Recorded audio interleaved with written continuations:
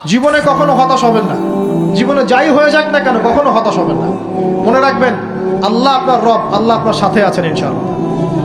এই সমাজ আপনাকে যেভাবে শেখায়, কিভাবে শেখায়, এই যে স্কুল, কলেজ, ইউনিভার্সিটি, চাকরি, বিয়ে, সন্তান প্রতিপালন, আর তারপর ইন্না লিল্লাহি ওয়া ইন্না ইলাইহি রাজিউন, এই তো শেখায় নাকি?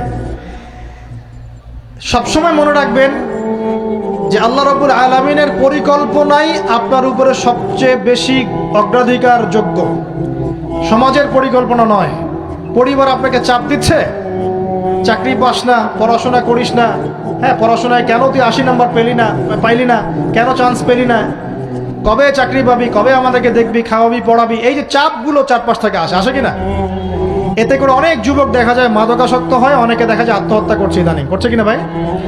এই শব্দটা থেকে আমি এই পয়েন্টটা আজকে লিখেছিলাম যে ভুলেও আল্লাহর প্রতি বিশ্বাস এবং তাওয়াক্কুল হারাবেন না। সমাজ যেভাবে শেখায়, সমাজ চারপাশে যে চাপ আপনাকে দিচ্ছে, এই চাপে নিজে গা ভাসিয়ে দিবেন না।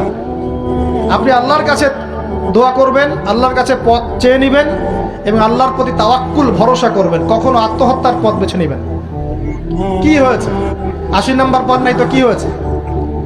আপনি চেষ্টা করেছেন কিন্তু চান্স পান নাই তো কি হয়েছে?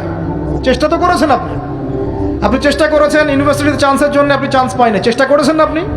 বাস, চেষ্টা করেছেন, পাই নাই, তাকদিরে ছিল পাই নাই, বাস। আমি আমার চেষ্টা করেছি। কখনোই আত্মহত্যার পথ বেছে নেবেন না। আর আমরা পিতা মাতাদেরকে রিকোয়েস্ট করব, কোনো অবস্থাতেই সন্তানকে এত বেশি চাপ দিবেন না যে সন্তানটার এই কোমরটাই ভেঙে চলে যায়। এই সমস্যাগুলো দিন দিন বাড়ছে সমাজের মধ্যে। কেন এত চাপ দিচ্ছেন? তার প্রতিভা কোথায় খুঁজে বের করুন। তাকে জোর করে কেন টেনে লম্বা করার চেষ্টা করছেন? আমাদের সমাজে বাচ্চা হয়ে গেলেই তার পিঠে একটা সিল মেরে দেয়, হয় ডাক্তার না হলে ইঞ্জিনিয়ার। কেন? এর বাইরে কোনো প্রফেশন নাই? আমার সন্তানকে হয় ঢাকা বিশ্ববিদ্যালয়ে চান্স পেতে হবে, না হলে বুয়েটে, না হলে এখানে। এর বাইরে আর কোথাও পড়ারই জায়গা নাই। আর এখানে পড়লেই আমার ছেলে বা আমার মেয়ে একদম সবচেয়ে বড় জ্ঞানী হবে, অন্য কোনোভাবে হবে না, এটা গ্যারান্টি দেওয়া আছে? যারা সভ্যতা বিনির্মাণ করেছেন তারা কয়জন বড় বড় ডিগ্রি সার্টিফিকেট পেয়েছেন খুঁজে বের করে দেখেন, খুঁজে বের করে। আমরা ফিলোসফির মধ্যে যে ফিলোসফারদের হিস্ট্রি পড়েছিলাম, তাদের মধ্যে বেশিরভাগই দেখা যায় স্কুলেও যায় নাই, কলেজেও যায় নাই। আছে না এমন? আছে। আমি বলছি না আপনারা যাবেন না, আমি বলছি জ্ঞানের মানদণ্ড এটাই নয় যে আমার সার্টিফিকেট অর্জিত হয়েছে।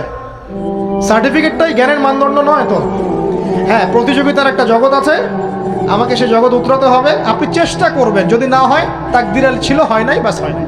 আমাকে আল্লাহ পাঠিয়েছেন তার ইবাদত করার জন্য, এখানে আত্মহত্যা করার জন্য আল্লাহ আমাকে পাঠান নাই। আমার জীবন যদি দিতেই হয় তাহলে আল্লাহর জন্য দিব ইনশাআল্লাহ। ঠিক আছে কথা? ব্যাস, দুনিয়ার জন্য নয়। আল্লাহ পাক বোঝার তৌফিক দান করুন।